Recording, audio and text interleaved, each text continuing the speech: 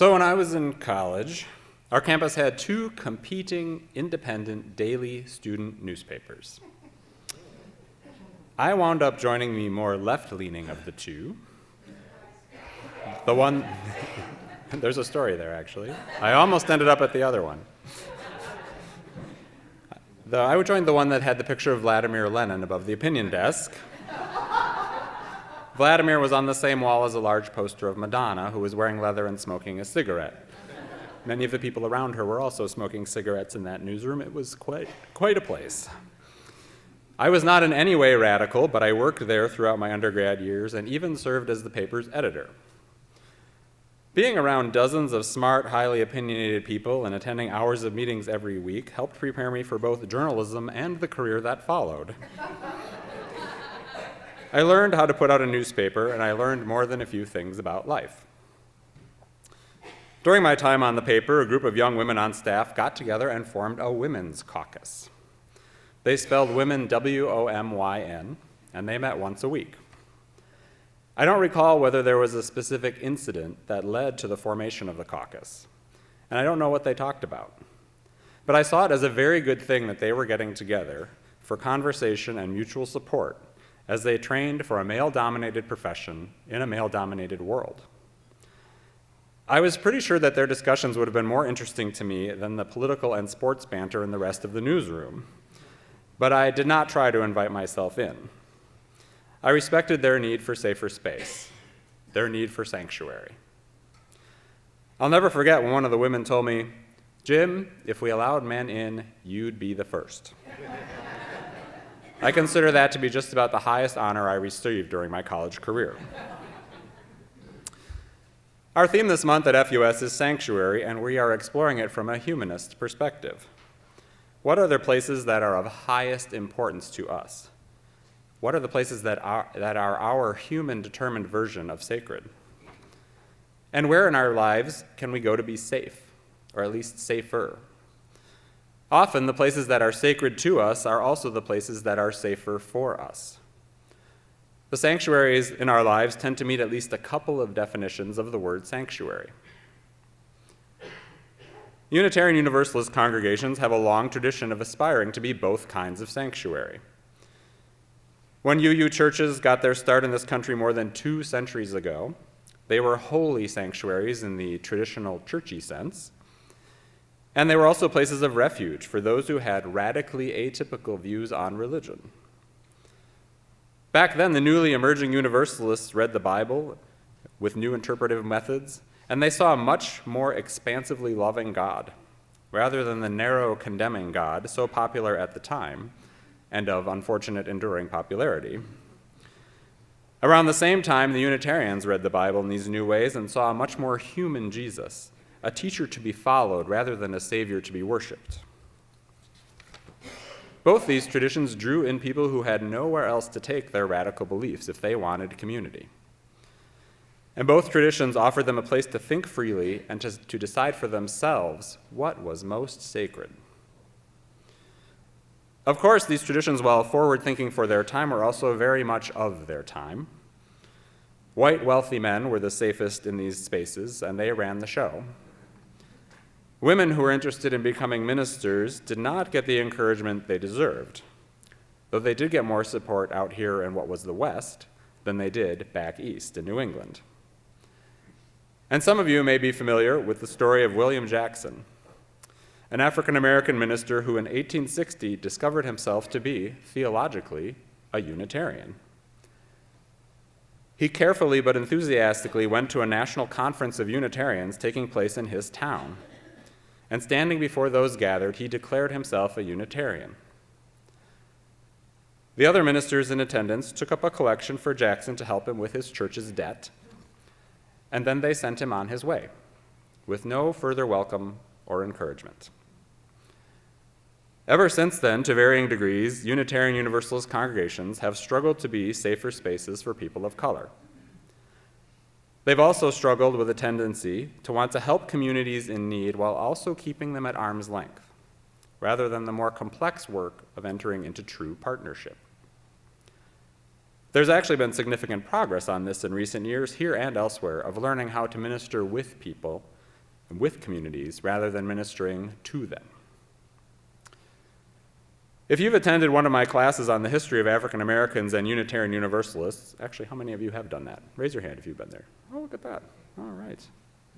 Sorry, I never gave you diplomas. I'm sorry. If you've taken that class, this next part will be a bit of review. I want to briefly talk about what is known as the Black empowerment controversy, because in many ways it's a story about sanctuary. And it's a useful story whether or not you strongly identify as a UU. In the late 1960s, there was a whole cascade of events around the role of the growing number of African Americans in UUism, and how they might be supported, and also about how Unitarian Universalists might respond to riots and other social problems resulting from racism. At a national meeting of UUs held in 1967 in New York to address some of these matters, about 36 black UUs decided that they needed to step out and have their own meeting. Their experience of the riots, which left black neighborhoods in a number of cities in ruins, was very different. Their experience was much more personal and raw, and very different from what the white UUs were feeling. And their experience as black members of UU congregations was also very different. So they needed their own space to talk and figure out what steps they wanted to have taken. This probably makes sense to those of us in this room now, today, but back then, their departure, however temporary, was perceived by many as segregation. Well-meaning white people didn't really get the idea of safer space, and they weren't used to having a door closed to them. This is one reason that some people now refer to the Black empowerment controversy as the white entitlement controversy, because enough white people put their own opinions ahead of the needs of African Americans. There's been some improvement over the years in the acceptance of the idea of safer space. The idea that smaller groups of people may need to step out of the mainstream to be fully empowered and to be fully themselves. Here at FUS, we've had a women's awareness group for decades so that women can share the stories of their lives and form deeper relationships without the negative impact of a gender power dynamic. We now have a men's support group that meets here monthly, today at noon, in fact. It's for those who are male-identified and wish to share in a supportive, all-male space away from toxic masculinity and away from dominant messages that equate vulnerability with weakness. Over at First Universalist Church, our sibling congregation 2 miles to the south, there's a People of Color Circle, a safer space for non-white UUs to talk about their experiences in their church and in the world.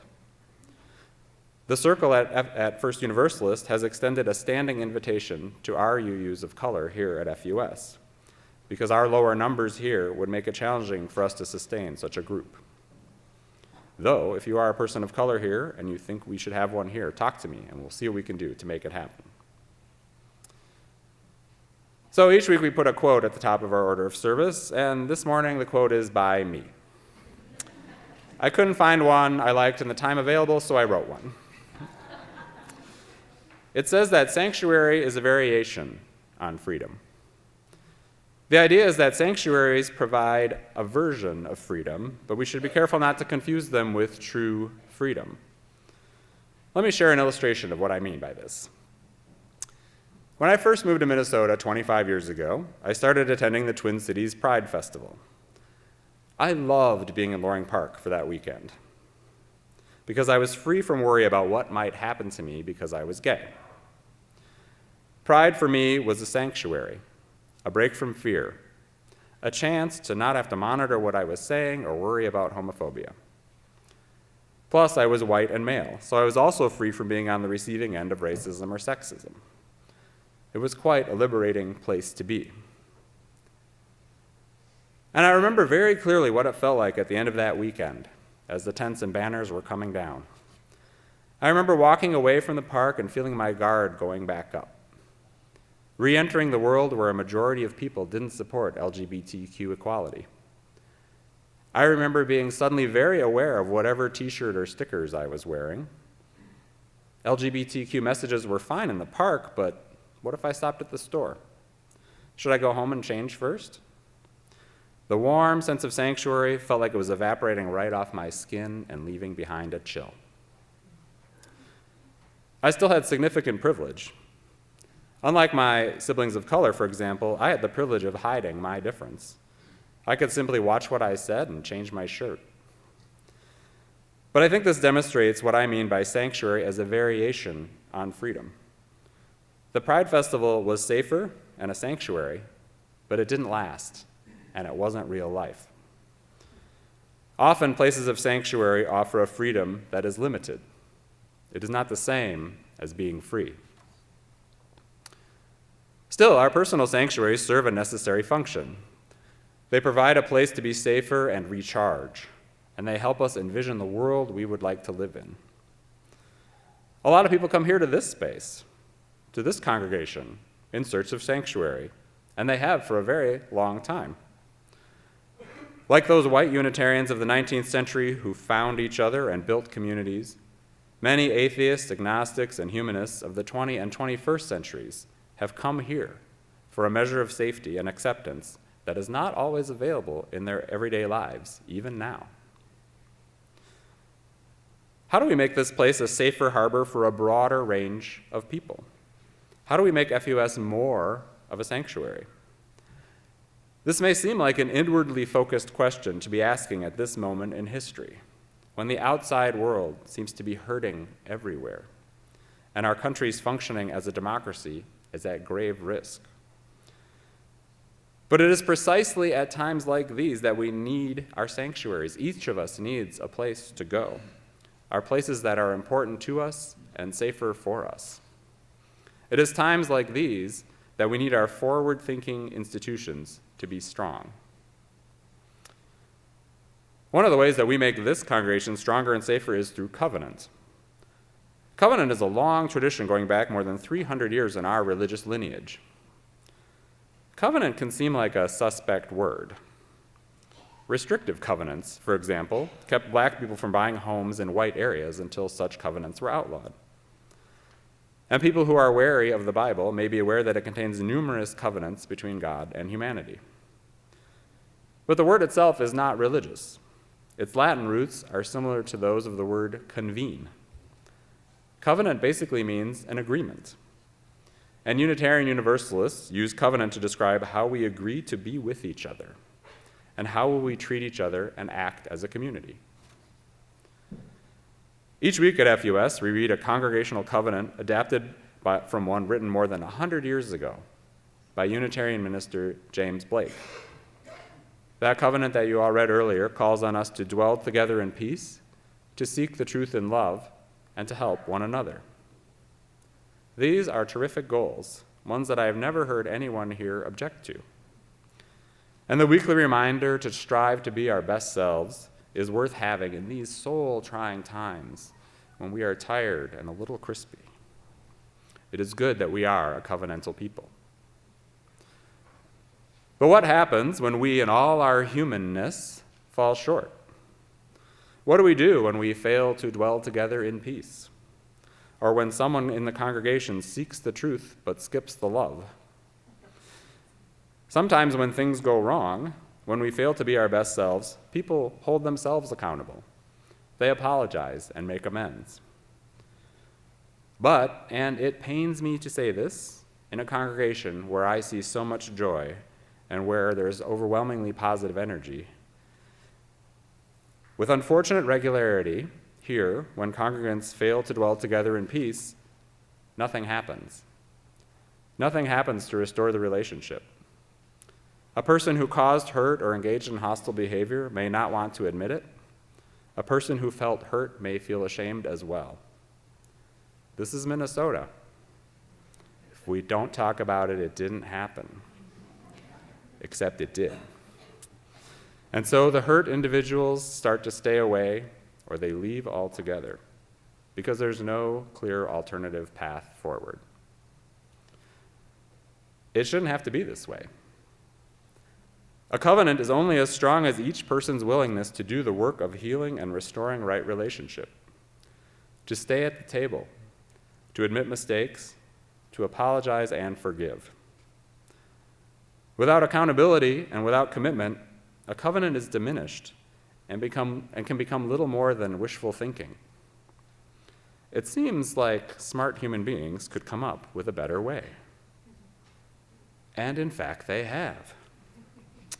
And one of the things that is happening at FUS right now is the creation of a healthy congregation task force.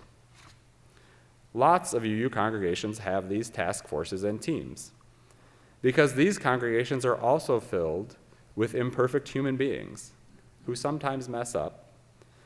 These congregations do this because they want to be places that are a safer space for more people. And UU congregations of all kinds have a history of confusing the acceptance of a wide range of beliefs with the acceptance of any kind of behavior, even hostile behavior. These kinds of teams help provide a place for members to take steps when there's conflict. They work. I've seen them work. I even know one minister who said he's got a great healthy congregations team, but now they have very little to do. That's a fantastic outcome. The task force that will be meeting here starting this month will be headed by Madeline Chochi. She's happy to talk to you about what they're going to be doing. And they will certainly not be bored at first. Their charge is to look at best practices for handling conflicts that arise, to find out what sorts of detailed covenants and right relations policies are in place elsewhere. They're also going to be aware of how members of less powerful groups, such as women and people of color, experience FUS differently. And they're going to come up with a framework for a permanent healthy congregations team and processes for its use. I will be at their first meeting to help get the ball rolling, but will mostly just have a supportive role. That's because for congregational health to truly thrive and endure, it has to be rooted in the membership rather than the ministers. The task force plans to have recommendations by the time of our annual meeting in May of next year, and I think we will all be grateful for the work they are doing.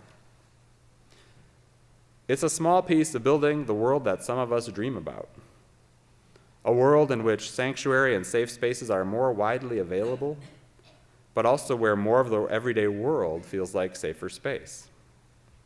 This is the work of generations, but progress does not seem impossible to me because I've had a taste of this kind of progress myself.